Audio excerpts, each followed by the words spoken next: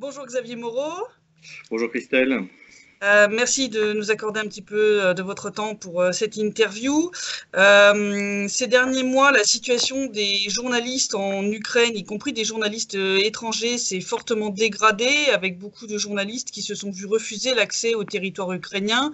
Entre autres, le cas très médiatisé du journaliste de la chaîne autrichienne ORF, Christian Wörschütz, qui finalement, là on a eu la nouvelle hier, est autorisé enfin à revenir en Ukraine après une forte pression de la ministre autrichienne des Affaires étrangères, Karin Kneissel, mais d'autres journalistes n'ont pas cette chance, entre autres 4 journalistes tchèques qui se sont vus encore refuser la semaine dernière l'accès à l'Ukraine. Il y a eu plusieurs journalistes italiens aussi qui venaient pour couvrir les élections ukrainiennes. Qu'est-ce que vous pouvez nous dire de la situation de la liberté de la presse en Ukraine et qu'est-ce qui explique cette évolution très négative dans le cadre des élections ukrainiennes? Disons que je parlerai moins d'une évolution que d'une permanence. Il faut se rappeler que dès le lendemain de Maïdan, la chasse aux journalistes dissidents a été lancée. Ça s'est traduit par l'assassinat de Bouzina, qui est donc un journaliste qui était pro-russe, qui ne le cachait pas. Ça a été par l'enfermement de Kotsaba, juste parce qu'il avait dit, et il avait raison, que la guerre dans le Donbass était inconstitutionnelle, puisque pour envoyer l'armée, c'est comme en France, si vous ne pouvez pas envoyer l'armée sans accord, à moins d'être en situation de guerre, quand vous envoyez l'artillerie et les chars, et les avions même à une époque, c'est que vous êtes en situation de guerre. Et pour ça, Kotsaba avait fait, je crois, 1 an et demi de prison ferme, plus ou moins sans jugement, et avait fini sous la pression internationale par être libéré. Et aujourd'hui encore, il suffit sur YouTube, plusieurs fois il est victime de violences, il se fait attaquer, mais il continue quand même courageusement à faire son travail. Vous avez encore Anatoly Chary qui, lui, vit en exil, alors on ne sait pas trop où, en Pologne ou dans les pays baltes, pour pouvoir continuer à faire ses vidéos de réinformation. Donc, de toute manière, il n'y a pas de liberté de la presse en Ukraine. Dès le lendemain de Maïdan, ça a été une des premières choses qui s'est effondrée. Alors, il y a quand même une presse dissidente qui essaye de faire un peu le travail, notamment quelqu'un que j'avais repéré dès le début, en fait, qui a créé sa chaîne, donc qui est Mouraïev, le député Mouraïev de Kharkov, qui a créé la chaîne News One, mais qui est censuré, alors sans l'être directement, en fait, puisqu'il a perdu le fait d'être retransmis sur certains bouquets de chaînes ukrainiens. C'est arrivé il y a 2 mois, comme par hasard, peu de temps avant les élections. Donc, ce que je veux dire, c'est que je ne vois pas quelque chose de vraiment nouveau. L'Ukraine est un pays où, depuis Maïdan, on tue les journalistes. Il y a des journalistes qui ont été délibérément abattus par l'armée ukrainienne, et ce, dès le début. Il y a un Français qui a failli y laisser la vie, qui d'ailleurs, je me souviens bien, a décidé de porter plainte contre le régime qui vient. Ouais. Donc on est dans la permanence, et évidemment que tous les journalistes qui doivent être accrédités font l'objet d'une vérification par les services ukrainiens, qui sont une véritable police politique. Et puis je vous rappelle aussi qu'il y a bien un site internet sur lequel vous et moi nous avons l'honneur de figurer, qui est Dmitro Dvorets, qui non seulement désigne les gens à battre, ça a été le cas de Bouzina, mais en plus donne leurs coordonnées. Voilà. Ouais, beaucoup d'informations personnelles qui peuvent être très très dangereuses quand ça tombe entre de mauvaises mains. Mais c'est vrai qu'on a l'impression, dans le cadre de ces élections, que là, les journalistes étrangers, entre autres venant de pays occidentaux, ont été beaucoup plus la cible de cette censure qui ne dit pas son nom, parce qu'en fait, on ne les laisse même pas rentrer sur le territoire ukrainien. Et par rapport à avant, on a vu beaucoup plus de cas quand même, là, dans le cadre de ces élections. Je crois que c'est un peu la nouveauté, en fait. C'est qu'effectivement, vous avez raison de le souligner. Avant, les journalistes étaient essentiellement soit des journalistes ukrainiens qualifiés de traîtres ou de pro-russes, soit des journalistes occidentaux, mais qui étaient vraiment reconnus comme des pro-russes également.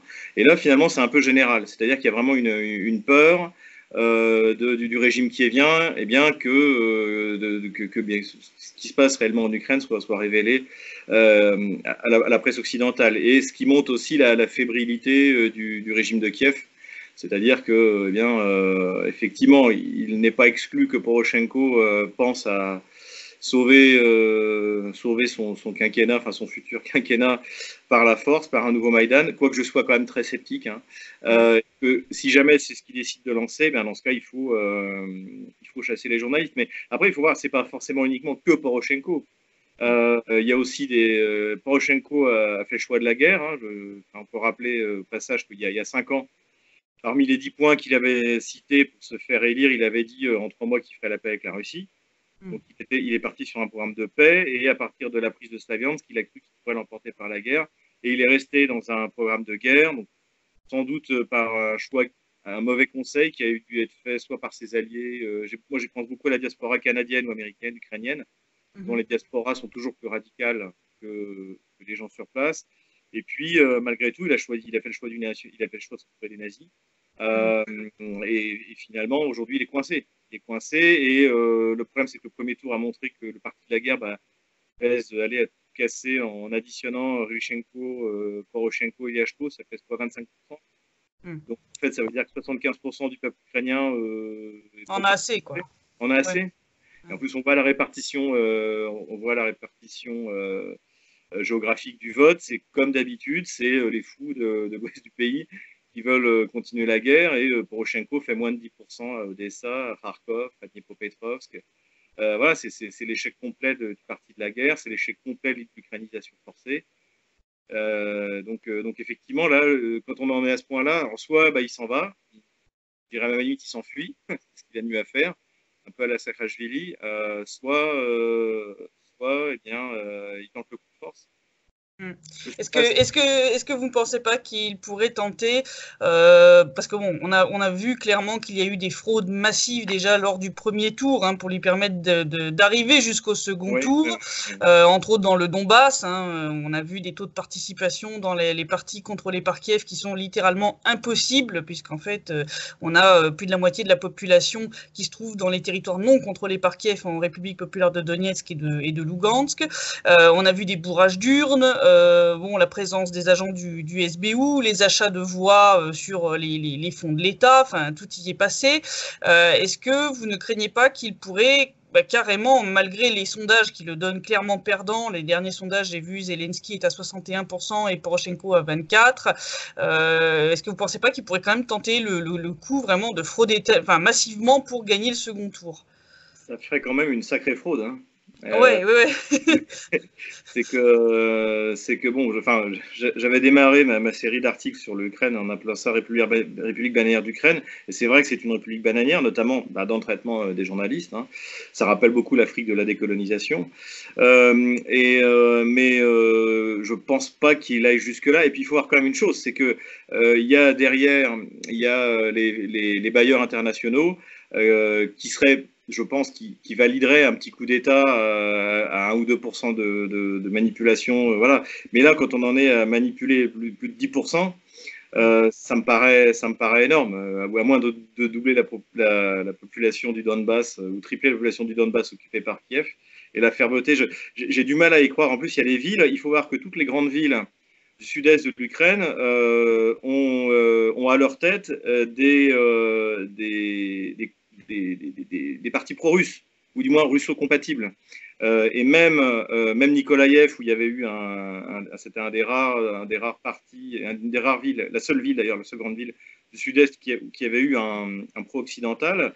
Finalement, il y a eu une coalition. Alors c'était intéressant, il y avait des gens du bloc Poroshenko et du bloc d'opposition qui se sont mis d'accord pour le chasser. Ce que je veux dire, c'est que dans toutes ces grandes villes où ça mobilise les électeurs, la puissance de Poroshenko n'est pas suffisante. Il y a même des villes, c'est un secret pour personne que Dnipropetrovsk est contrôlé par Kolomoïski, qui s'est même plutôt joué en sa défaveur. Kharkov est contrôlé par Kernes. Toutes ces grandes villes qui sont des gros fournisseurs de voix, Poroshenko ne peut pas non plus faire ce qu'il veut. Voilà. Et il y a quand même des observateurs internationaux, et puis je crois que, on l'a bien compris, tout le monde est fatigué de l'Ukraine, et que la patience de supporter un nouveau Maïdan, une nouvelle instabilité,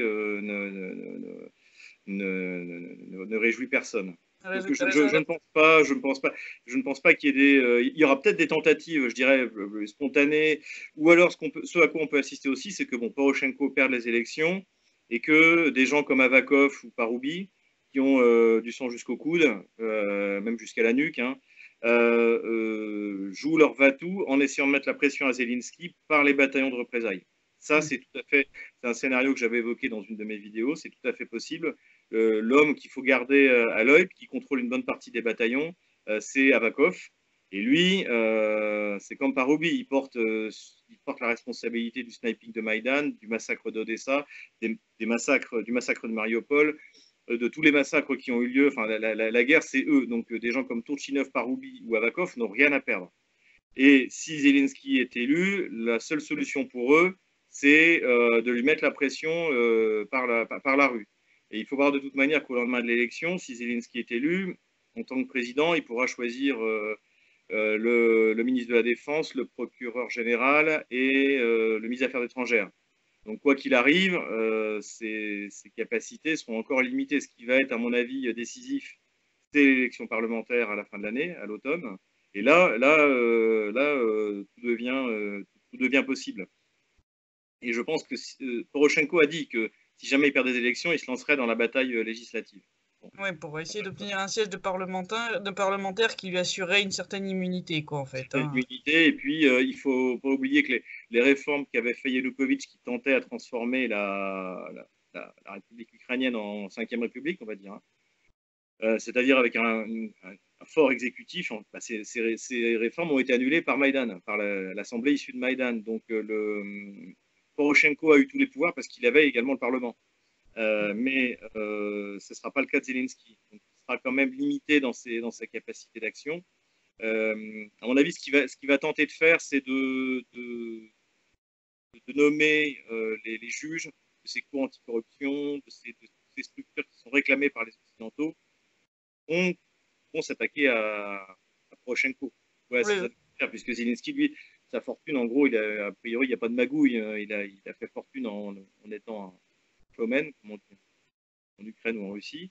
Donc lui, à la limite, il a rien à redouter d'une cour anticorruption, y compris d'une cour contrôlée par des étrangers, ce qui est le but. Hein. Je pense que le plan américain, le plan occidental, je pense que c'est de mettre l'Ukraine en cour réglée par les juges. En fait. Des juges étrangers, qui tiendront tout le personnel politique qui est entièrement corrompu en Ukraine par ces juges.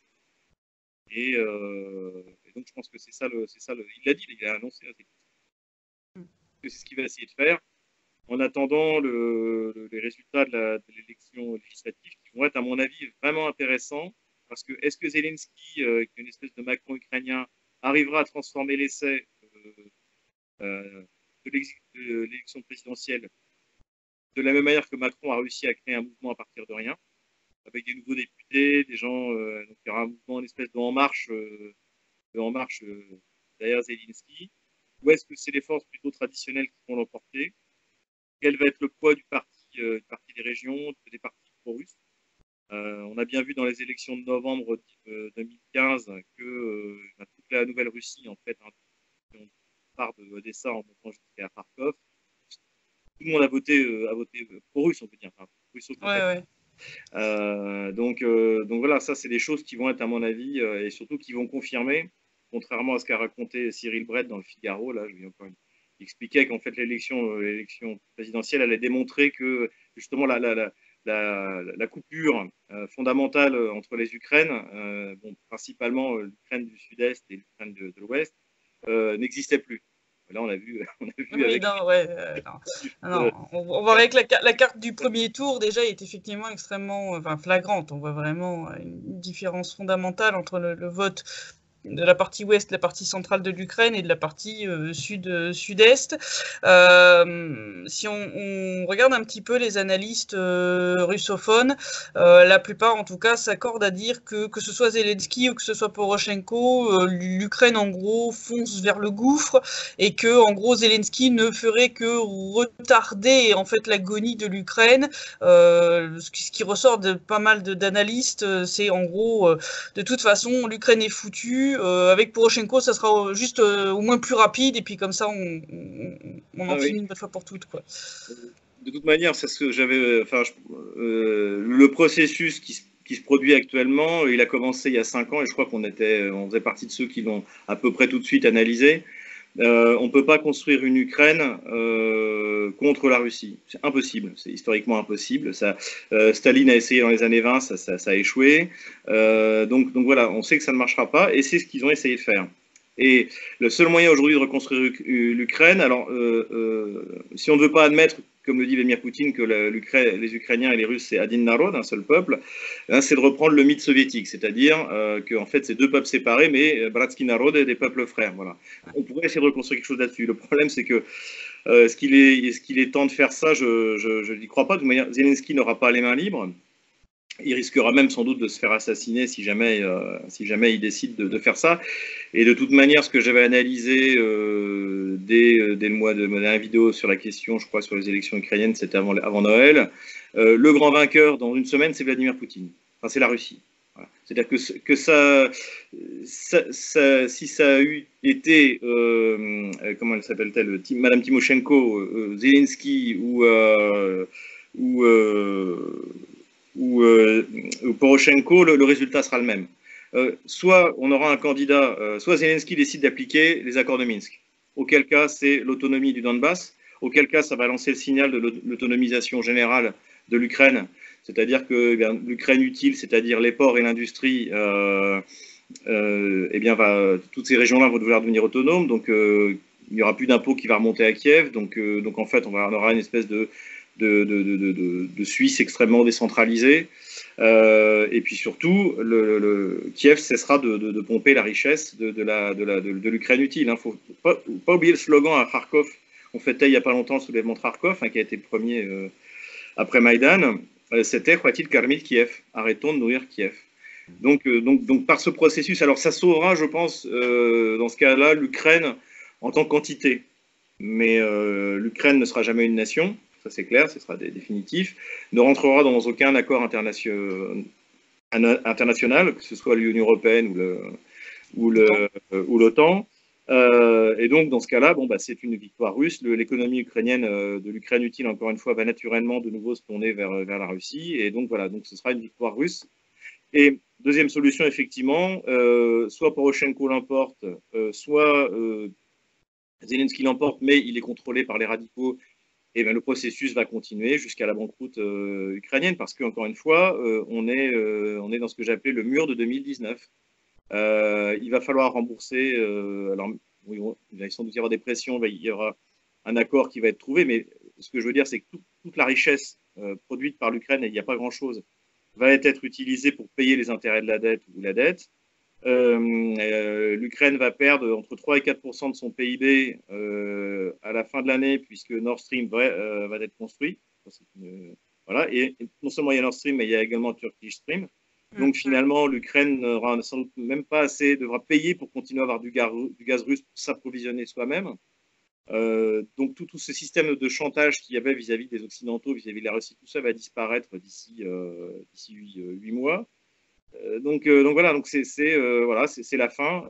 J'avais choqué énormément les Russes en 2014 quand je leur avais dit vous finirez par dire merci Maïdan.